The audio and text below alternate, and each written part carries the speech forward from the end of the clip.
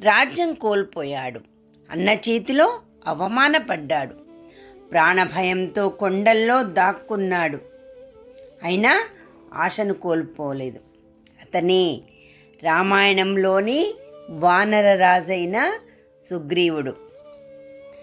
సుగ్రీవుడు అన్న అయిన వాలి తన మీద అపార్థం చేసుకున్నాడు.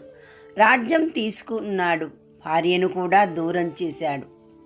కానీ ఆ సమయంలో సుగ్రీవుడు ఒంటరివాడయ్యాడు.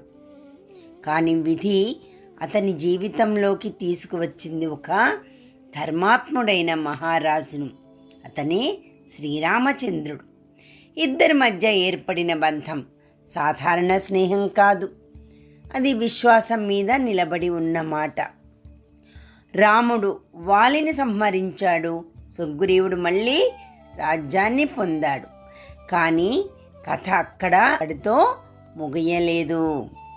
తన స్నేహానికి నిలబడి తన సర్వశక్తిని వినియోగించాడు. తన విశ్వాసపాత్రుడైన హనుమంతుణ్ణి పంపించాడు. అక్కడి నుంచి ప్రారంభమైంది లంకా దహనం, రాముని విజయానికి మార్గం. దీన్ని బట్టి మనమేం నేర్చుకుంటున్నాం? కష్టాలు వస్తాయి, కానీ అవి శాశ్వతం కాదు. నిజమైన స్నేహం జీవితాన్ని మార్చేస్తుంది. మనకు సహాయం చేసిన వారిని ఎప్పటికీ మరవకూడదు.